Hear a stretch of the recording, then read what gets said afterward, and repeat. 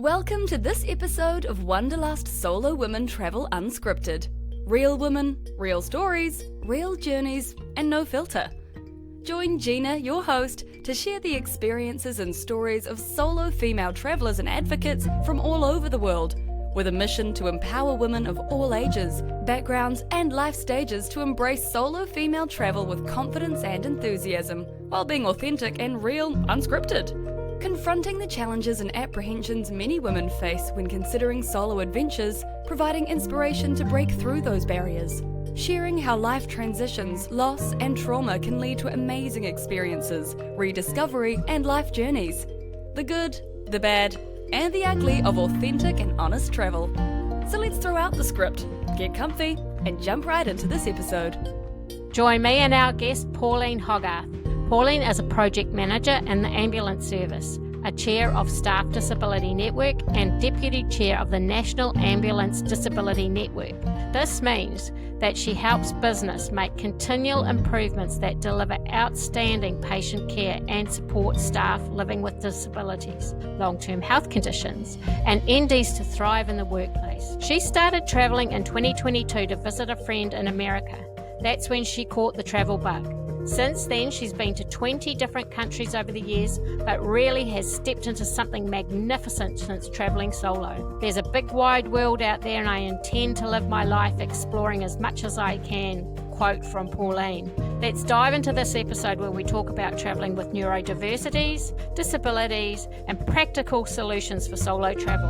Let's go. Welcome everyone, and today we have joining us on Wanderlust Solo Women Travel Unscripted, Pauline, and I'm so excited to have you join us. So welcome. Thanks, Gina. Thanks for having me. I'm really looking forward to getting to chat to you. No, it's so good, and you're part of our travel community, and you're tuning in from the UK today.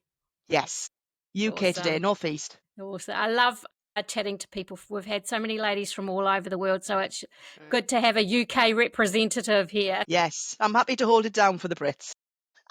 And we're going to explore more about a practical approach to solo travel. But before we dive into that, our signature pass the parcel question. So our last guest asked a really cool question. So her question was to you: if you could go anywhere based on food, what would your dream vacation be? For example, would be curries of India, Thai mango lassis from Thailand. So where would your dream place based on food be? Oh, it's such a tough question, this, because I'm a foodie. So I love this question. I'm going to say, because I think travel is an opportunity to be brave, I'm going to say Thailand, because I haven't been. I'd like to go, but it feels very scary. But I think based on the food, I think the ingredients, the style of cooking, the passion that goes into it, I'd love to try something like that, because I just feel like that would be totally in the throes of a completely different country and culture. And that, to me, yeah, that sounds really brave. I'd like to try that. And like Thai food, and Thai food in Thailand is one of my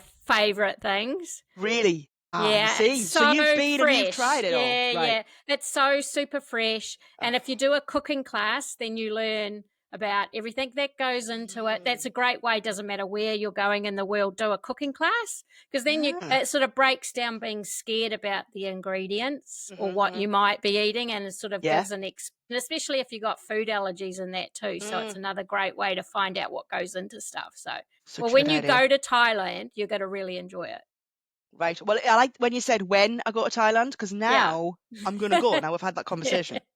Papaya salad. Oh my God, I love their papaya salad. I'll report It's back so and good. send photos, okay? I'll be like, look, I did it. So we'll get stuck in. Now, as in your bio in the intro, you're a project manager in the UK and you're also the chair of the Staff Disability Network and deputy chair. So you know a lot about working with disabilities.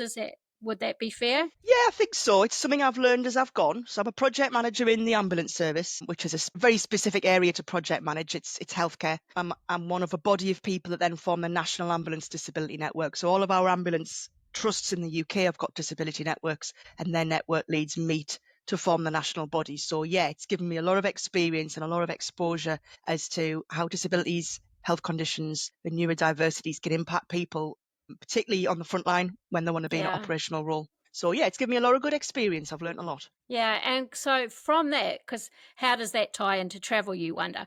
Well, I think, we're going to explore one about you being a project manager and a plan about how to break things down so you avoid the overwhelm, but also traveling with disabilities like you mentioned you got hypermobility yourself, so we Yeah, can delve into that a little bit. But I really would love to, you said about project management, it was all about organization, so creating a risk management plan. So I'm in health and safety too. So I sort of, that's a bit, but it's a really good thing if you're an anxious traveler or really is. you have ADHD and you like to know how things are, or other neurodiversities. Mhm. So how would you're going on a solo trip, which you have done, how would you sort of build your own risk management plan for that? It sounds so geeky, doesn't it? And I make no apologies for being a geek. My project management has taught me so much about how to manage my own neurodiversity. I'm on the autistic spectrum, and yes, I have hypermobility. The two things apparently are linked. I'm just learning this.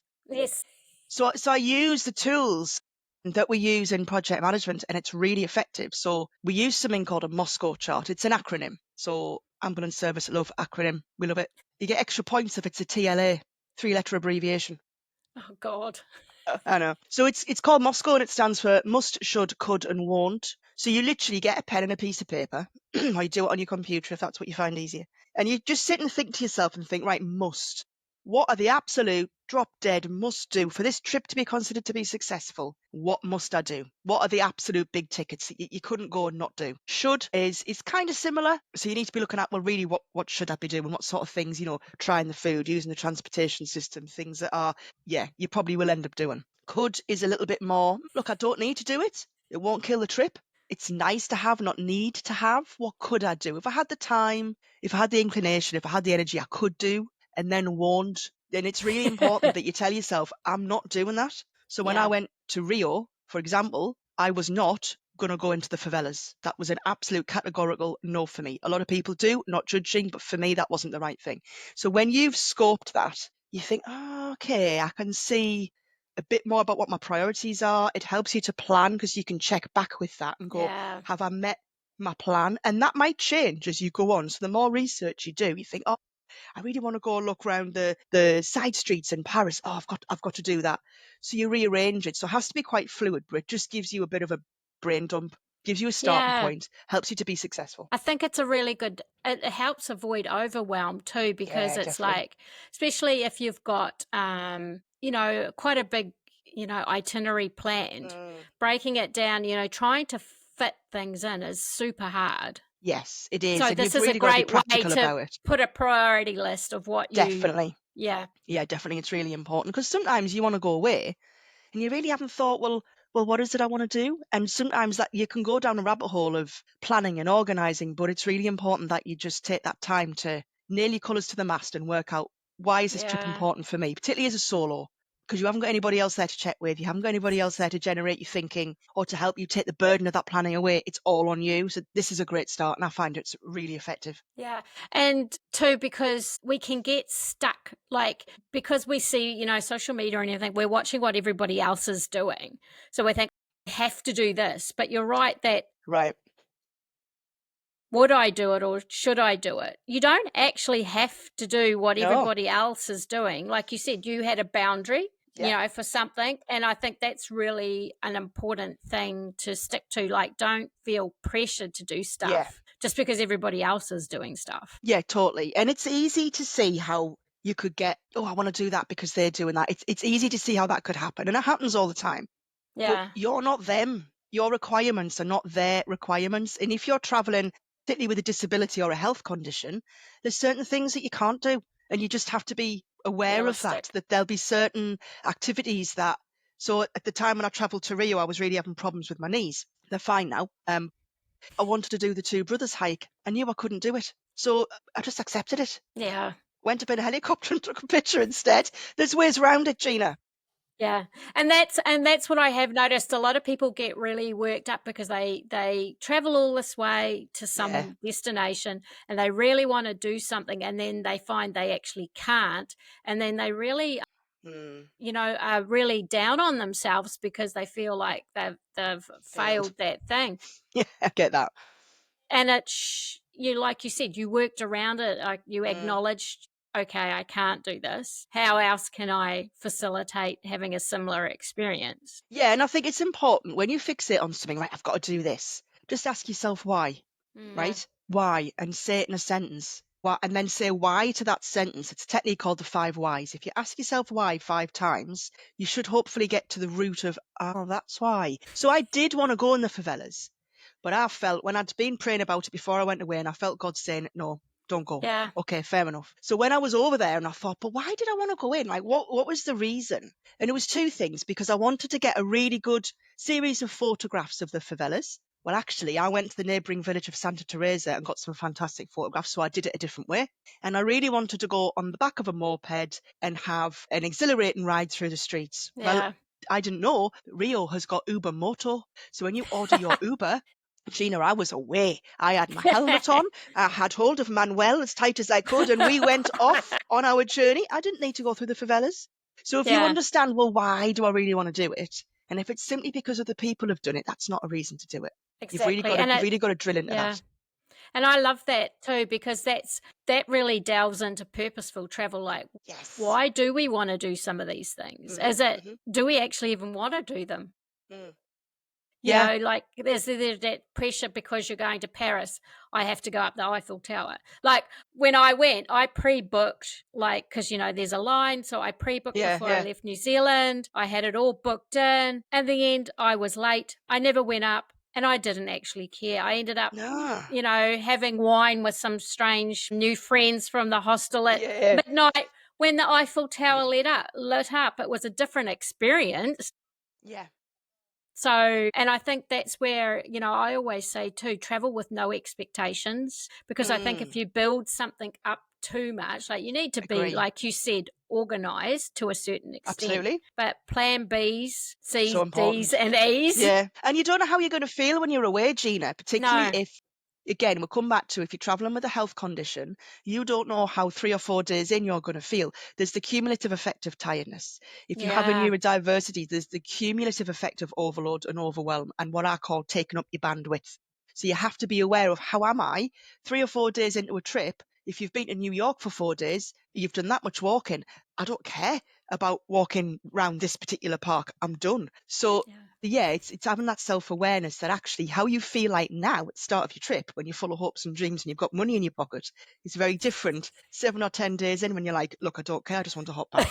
Where's my hotel room? So you've got to be prepared for that. You've got to allow yourself to be flexible on your trip. Don't nail yourself don't make your itinerary too fixed, because the beauty of a good itinerary is it's movable, it's flexible. Yeah. I always allow some free days, like definitely when you arrive in a destination and definitely just before you leave. Agree. 100%. And then leave a few days in between here and there, because things go astray. Also, you know, you might book a tour and the weather's wrong, or there you go. They don't have enough people, or like you said, you end up not unwell, or there's so many variables you got to try. So if you are too fixed and too rigid, then also you cause more stress to yourself, because when things do go wrong, you're like, shit. Why do that to yourself? You're supposed to be going away to get away from stresses and strains. This is about you and your experience, but you're absolutely spot on with what you're saying.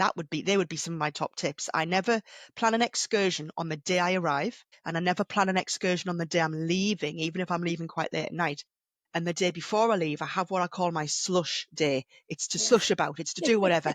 Oh, I fancy going back to that tourist shop, because I will actually get that box of peanuts for me mum because it's the cheapest place I've seen them. Or, I just want to go back and get that photograph I never, know, absolutely, it's one of the best things you can do. But you're right, I've had tour organisers contact me and say, oh, look, I'm really sorry, but the weather's changed. Can we move the trip? So particularly if it's a water-based activity or an activity in the air, the weather, the tides, the situation changes. You have to be able to be flexible. Otherwise, you could lose that trip. You might not be able to do it.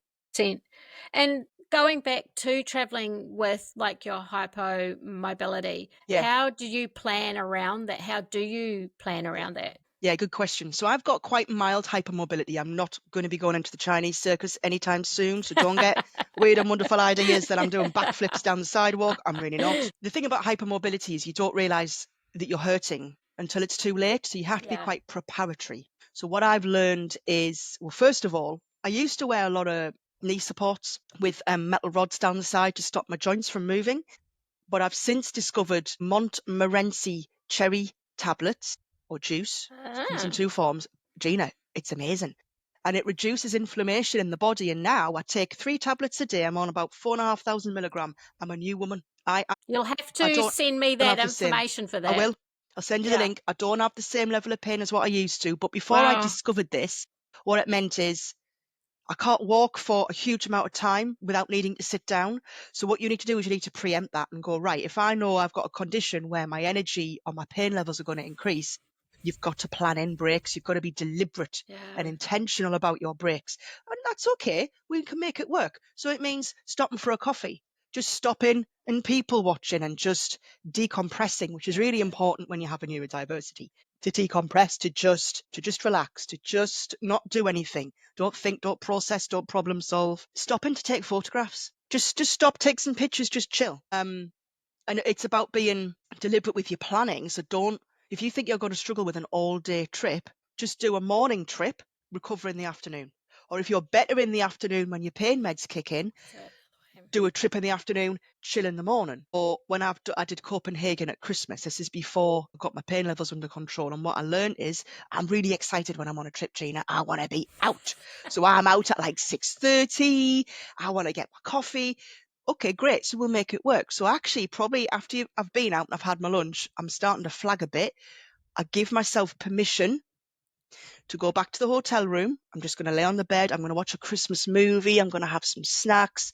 And actually, I feel all right after a couple of hours. I'm going to go out for my dinner. Yeah. So you've chopped it up. You've found a way of chopping it up to maximize on what you are able to do. So if you're aware of what your difficulties are, be really honest with yourself. This isn't about beating yourself up. Where do I struggle? What do I struggle with? Write it down on a bit of paper if you have to, and think, right, how can I reduce the effects of that, or how can I remove it, or what can I do to balance it out? And it could be that there's some things that you just can't do, I'm sorry to say, but it's also, you could do things a bit differently. You don't have to do it the way everybody else does it. You have to find what works for you. And that's the beauty of solo travel, is it's exploration. This is about what works for you. Love that word. Isn't it, though? Yeah, it is. And I think you touched on something there too about giving yourself permission. I think, Huge thing. I actually quite relish in having a lazy day or evening in a motel room now, or wherever I'm staying, just as time, if they've got a bath, it's a real bonus these days. Now I'm getting old when I look for places with baths. With the bathtub. But just to have a soak in a bath, watch a movie, and just, because I've pushed myself, when I've been traveling, I've traveled with sickness and illness. If I was at home, worse, man. There's nothing I would worse. have been wrapped up in bed, because you're out and about. You, like you said, you want to fit everything in, and I'm just going to keep going, and then that only lasts so long before you crash. So Absolutely. building in that time, I think, is such an important advice. Yeah, and I've done it both ways. And I can say that doing it the latter way of planning in is so much more successful. You feel so much more accomplished. And then you realise the error of your ways, because you're not a robot. You've got to be kind to yourself. This isn't about ticking things off a list. It's not supermarket sweep. You haven't got like a challenge to get it all done by a certain time. Yeah, 100%. And that trip to Brazil, did you learn anything from it? Because, like you said, Thailand's would be quite a different country, but Brazil, especially Rio, is, I've been there, and it's an incredible place. But it is, it's renowned for being maybe a bit more dangerous than that. But how did you find it? Because I'd researched, and because I'd done my risk management, And as a Christian woman, as a woman of faith, I prayed a lot about this. I'm not just going to take reckless risks and, it's okay, it'll be all right. No, because I took all those precautions, I actually found it was quite successful. So when I booked the trip, I booked it with Hayes Travel. They don't have a huge amount of travel experience, so they just book you in wherever. So I go away, I research the hotel, I researched the Facebook groups, and I came back to them and said, actually, I don't want to be in Copacabana. I want to be in Ipanema. Here is a list of hotels in this order. Please book. If not that one, then that one. Go down the list. And they got me in the one that I wanted. So it meant I had to pay more money, but you can't be trying to be too economical on a trip when you're trying to guarantee your own safety. And that was a good move because it meant the hotel was in a nice area. It meant that I could just go out for a wander and I didn't feel unsafe. And I think the biggest thing, normally I go with a crossbody bag, anti-theft crossbody bag. And I thought, even then, I don't feel, it had just been Rio Carnival. So what I was reading on the Facebook post, people only post on Facebook whenever there's a problem. Remember that. People like to have a whinge. They like to have a gripe. Oh, this went wrong. So reading these posts and reading how much of a problem, in inverted commas, was theft. Yeah, but I can see what's going on here. So I'd been praying about it, and this idea came into my head of buy a runner's belt. Well, I'm not a runner, Gina. I'm not a runner. I don't run. Yeah, I run out of patience. That's about it. But I don't run. So this hasn't come out of my own thinking. So this runner's belt, it's like a headband. It's like an elastic headband, right? And you put it on over the waistband of your shorts. Put your top on over the top so you can't see it. And inside that belt, you just put in your phone. I've got a little RFID blocking plastic wallet to put my debit card in. Yep. That went in. Battery pack went in, and I felt so much more confident knowing that I didn't have something hanging around my neck. I had something around my waist that you couldn't see. It meant that I didn't go certain areas. So while I was away, I still kept looking at the Facebook group, and a tourist had just been stabbed up near the stadium because he refused to hand over his goods. I was going to go up to the stadium, and I thought, I'm not going up now. Now that might seem a bit extreme. Oh, why didn't you go up? That's a decision for me, and that's a decision I'm making and I'm sticking to. You got to trust your gut, and I think do what you feel is right at the time. Like don't have it fear-based. And you're so correct. No. A lot of Facebook groups, and just like anything, even reviews, most of them you'll read all the bad ones, but no, very rarely do people put, you can work out who these stuff. people are that are leaving the reviews. You read them and think you're what we'd call in the Northeast, you're a worky ticket. You're working your ticket here. Come on. So some of the grouting in the bathroom because it had too much sand. It was too salty. I couldn't cope. What do you want? Yeah, totally. So you've just got to be sensible. You've got to fit that into what you know about you, and don't be afraid to change your mind on something, as I did. Right, I'm not going to the stadium. It wasn't high up on my Moscow chart. It wasn't a big thing anyway. Yeah. But give yourself permission to go, no, I'm reassessing the situation. I'm keeping myself safe. It's not a big deal. I'll buy a football shirt elsewhere. And I did. Yeah. Not a problem. Yeah. And I think that, and it is like when I, in hindsight, when I went with two friends to Rio, girlfriends, and we ended up staying, it was like an Airbnb. But I think what you touched on regarding the accommodation is such an important thing. It doesn't matter whether you're booking the stuff yourself, booking through a travel agent, booking a tour. Even when I book a tour, I always check the hotels that the tour's providing. Yeah.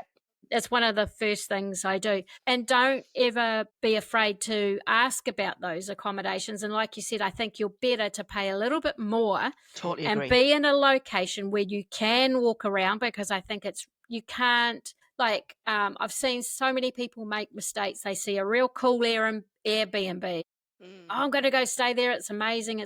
Yes, it is, but it's out a, suburban part of the town, and you've got to get an Uber in or whatever to the main attractions. You're better to be able to be in a central area, especially a central area with transport hubs. Yeah, agree. And I've learned this lesson, if thrifty me books the trip, I want to be thrifty. I want to save money. But then comfort me goes on the trip. Comfort me is angry at thrifty me because now she has to travel. And I've done it in this country. I've done it in London, exactly what you did. London's expensive. I booked cheap accommodation. What a faff on at the end of each day. It was 30 minutes to get into London, 30 minutes out. There's an hour of your day. And remember, we're talking about the cumulative. And when you think you're saving money, but are you? Yeah. And we're talking about the cumulative effect of how that's going to impact you on the trip, your tiredness, your energy levels, your executive function, your ability to problem solve. You just want to go back to your hotel and chill. So if you have a trip like that and you look back and you think, oh, you know what? I always say, do a bit of a lessons learned. Get your notepad and your pen out again, or on your phone, or I find on the plane on the way home, glass of wine helps me relax. And then I sit and I reflect on my trip and I work out all those things that went well. Actually, I would do that again. Versus, that didn't go well. That was disastrous. I wouldn't do that again. And it's really important that you do this so that when you book your next trip, you go, let's just have a look at, I'm going to stick to that plan. So this is really important. These lessons are great, but we have to remember them into the next trip and don't keep repeating them. Yeah. And it's really important. We all make mistakes, or we all, Obviously, do yeah. things in hindsight we would have done better. But that's the whole purpose of learning and growing, is you have to do those things to, that's how I've learned everything I've done. I've made some real bugger ups, mistakes. But, and like you said, you learn, and then hopefully the next trip you go, okay, I'm not going to do that again. Yeah, and it's not about That's the blaming goal. yourself. Yeah. Yeah, it's not about having a go at yourself. You haven't failed. It's just, we do it all the time in projects. It's lessons learned. What would we do differently? And you'll be amazed if you do that, how much you pick out of it. And you can very quickly implement the things that you've found into a more successful trip for the next time. Yeah. Yeah. And I just love, what is it? Moscow? However you want to pronounce it. MOSCOW. Must, should, That. could, and won't. Yeah, I think that is one of the best, just basic plans, and however you want to make that work, even if you just use those, those words, and then a sentence with each one, or an outline of your trip with each one of those things, I think is a really great way to start any solo travel trip. Agree. Yeah. Yeah. It's a great foundation, I think. I think you need that. And I think sometimes you just want to go away for the fun of it. Okay, great. Why are you going away? Because I just want to relax. Okay, so what do you mean by relax? Well, I relax by having a bath, having a glass of wine, sitting on a cafe front and just relaxing. Okay, so that's going to tell you some of the activities that you're going to want to do and some of the stuff you're going to want to stay away from. And that's okay. Different trips have different purposes. Some trips are more explorative, some are more adventure based, some are you're probably going to have to rely a lot more on pre-booked excursions to get you out. Each trip's different. So again, like you say, it's a good basis to start that plan. Yeah. And you touched on it before about neurodiversities, about just, I think for some people, I'm not going to talk for the whole neurodiverse world, but overwhelm is a real thing, especially with me. I've arrived in some countries and it's just been, holy shit. You've just got smells, sights, traffic, animals, people, and everything going on. And that sensory overload is real. Yeah, it is. So I think it's really important to have some tools to know how to work with that. And like you said, building in that downtime, or just stopping, like you mentioned. Yeah, and I've noticed that I can be like that as well. So you're absolutely right. What you've described there is what I like to call bandwidth, right? Yeah. We have, as an individual, a certain amount of bandwidth. It's like putting straws into a tube. There's only so many straws you can get into that tube. Now, in any given situation, excuse me, that tube can grow or it can shrink. And as soon as you're in a brand spanking new environment, exactly what you've said, all of your senses are going to be overloaded. Your ability to think, problem solve and plan is reduced because you don't have enough bandwidth left to do it. Yeah. So you offset that in your planning and you go, right, research. I use the Wanderlust app. I love this app. Ever since I've discovered it, I tell everybody about it. If I can do as much of the thinking and the planning before I get there, I take that responsibility away. So when I'm in that moment, what am I doing? I'm overloaded. I'm at the airport. What am I doing? I get my app out. Right, that's what I'm doing. So it does the thinking for me. Yeah. So definitely think about what technology that you can use to help offset that. I inevitably start to build a bit of a routine on holiday.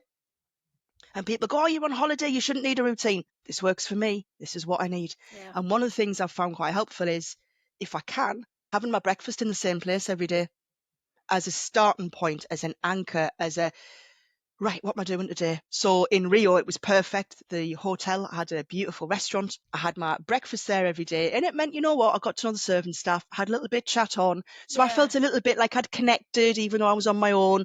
And I find that if you have your breakfast in the same place, for me, that just makes me feel anchored. It means I can look at my day. Oh, I know what I'm doing. And I'm totally in control of what I'm doing.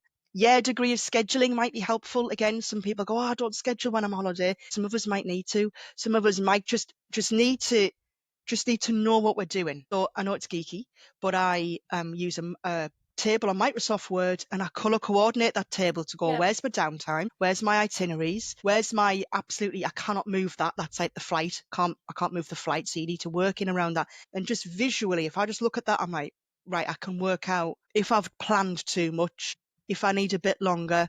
I know for me, don't book a late night excursion one night and an early morning one the next day. Don't run into it like that, because it sounds okay in theory, but in practice, probably not the best idea. 100%. Yeah. Like you say, have a backup. So if that doesn't work, what would I want to do? And actually start Yeah. having that conversation with yourself. Things like take screenshots of your confirmations. Don't rely on your phone Yeah. working. And have I a do that folder in too. your... Yep. Do you? I have a Yep. folder in my phone of all my screenshots, and the same in Yep. my emails. So if I need to quickly access something, it's all stuff that you then don't have to think about when you're there, because you're trying to Yep. save that energy when you're there for the activities that you need to have. And there might be things there that might resonate with people, where you might think, oh yeah, actually that's something for me. Again, these are things that you need to identify, so you know, well, what works for you.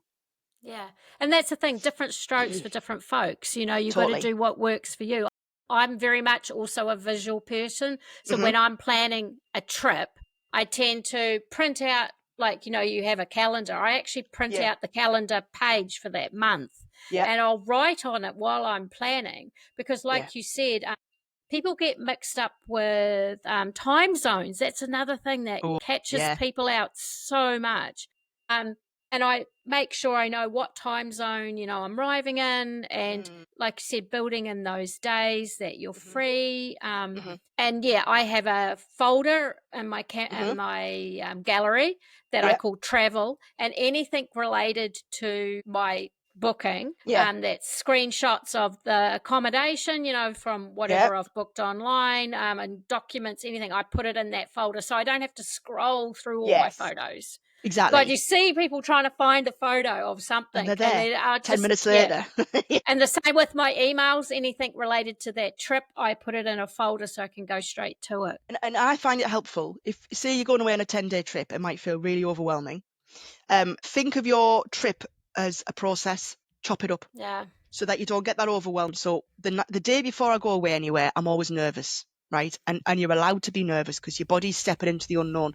So I teach myself, all you need to think about, Pauline, is getting in a taxi in the morning and getting to the airport. That's the only bit I let myself think about. Then when I'm at the airport, what's the next part of the process? Getting on the plane, right? What do I need to do? Then I'm on the plane, right? What do I need to do? So if you break it down like that, you control the overwhelm, because you've broke it down into stages. Yeah. And in each stage, well, what equipment do I need? What's specific? So I've learned to put certain things in my hand luggage. So when I get on the plane, whip my hand luggage open, lift out what I need, plonk it on the seat, so you're not stood there for ages. Oh, I need my slippers, oh, I'll get them out. Oh, I need my snacks, I'll get them out. And everyone's waiting to get on the plane like, who's this ninny? What you doing? So it just helps you to be a bit more savvy, have less thinking to do in the moment, thinking of it like a process and working out what you're going to need in any given moment. Yeah, and I think that's so real, and it's so funny. It's something I really reflect on now. Is like, I'm a massive overthinker, and I'm a worrier, and I'm worrying about what's happening next week, next month. But when I'm traveling, Right. I'm not like that. I'm exactly how you said. I've got to get to the airport. And Yep. then when I get on the plane, ironically, I have in a way, it's a mixture of excitement, anxiety, but also relief, because I know once I'm on that plane, there's literally nothing I can do. No, exactly. So You're not in control. There's you're no not, moving parts for you to have to put your hands on. So I can now relax. Yeah, and I'm very much in the now when I'm traveling. So it's quite a mindful journey for me, any trip, because I'm quite a different person when I'm traveling, which I find quite interesting. And again, that's okay too. It's like, I wish I could be that person all the time. But anyway, welcome back home to the overthinker and worrier. But when I'm traveling, I'm like that, free-loving hippie that's living in the now, which I love. Yeah. But I think we've touched on some really, really important tools on planning any practical approach to solo travel. So I'll put a lot of them in the transcript below if anybody wants to read them. But as we're coming to the end of this episode, there's two fun things I want to do. I'm just going to do a quick fire round with you. Okay. And then I'll have you ask your question for the next guest. So the quick fire one, usually I have some questions in front of me, but I don't. So I'm just going to have to go off the top of my head now. So one of my window or aisle seat? Aisle. Ooh. I'm a window girl. I want to be able to get out when I need to. I don't want to have to disturb someone. I ain't trying to get my leg over because I will fall. And it's about me having a bit of control over my environment. If I want to get up and go pee, I shouldn't have to ask permission for that. Yeah, true. What is one word you would describe your solo travel so far? Empowering, Oh, I love that one too. That's so cool. because I have felt that way. Yeah, and it is so empowering. What is one of the worst things you've had while you've been traveling food-wise? Have you had Food-wise, I'm not going to have that again. I tried it, but I'm not going to have it again. I will have. I think nothing's immediately springing to mind, but what I've learned is sometimes, particularly in America, they have very heavy, greasy, fatty foods, and it really upsets my gut. Just generally, I try to avoid those characteristics of foods. Yeah. There's nothing worse, like you've said there, about being away from home, feeling unwell, and I try to avoid that. I try to still eat properly when I'm away. Yeah. It's funny. I just have someone in America at the moment, and they went to, I think it's called In-N-Out, and they The sent burger me bar. sent me a photo, and like, oh my God. And there was queues for the place, and it was just like fat Their on a plate. portions are huge. It was huge. Yeah, it's Yeah. crazy. And you're so right. I often talk about just, it's not necessarily bad food, but it's changes in food can be really bad on your gut. You need to be really careful with that, but apple cider vinegar is really good for your digestion. Yeah. So I take little cider vinegar gummies every day. Yeah. And I have Gaviscon in my bag in the tablet form. So if I've had a bit of a hot curry, I'm quick with them. And just helps to keep your comfort levels where they need to be. Another thing to have in your emergency travel kit. Yeah, it really is. Yeah. So now we'll go on to our signature, our pass the parcel question. So what is your question for our next guest coming up? I would like to know what's been the biggest lesson that you've learned from traveling. Yeah. Just anything you can think of that would uplift the next person, that would inspire the next person. What's been the biggest lesson that you've learned? And it can be anything. Just an opportunity to get people to reflect and think about maybe what it's done for them. Yeah, and I think, inspire. I mean, this is what this is all about, is it's inspiring other people to travel. So I love that question. I can't wait to ask it. So thank you so much, Pauline. You've been an absolute, and it's been a really informative episode. So I can't wait to share it. So I can't wait to see your next adventure too. So have you got anything planned? Yes, I'm coming back to Australia in November to see my Aunt Annie. 3 weeks. She's doing all the planning. We're going on a road trip. We're going round down from Perth and around to the bottom corner, like all round here. Yep. I can't remember the names of the places now, they've gone out my head, but we're doing a road trip. So that's in November, and then I've got New York next May. I've got Prague next October, and then as you saw, I'm starting to plan Japan, for 2027. So just a few things on the boil. Just a few. Yeah, you've got to, haven't you? You've got to have something to work towards. And it's a goal, isn't it? Yeah. Awesome. So thank you so much, and remember, everyone, to stay tuned for the next episode, and remember, it's never too late to unleash your wanderlust. Thanks for listening. Please share the love by liking, commenting, or subscribing, or join us in our Facebook community.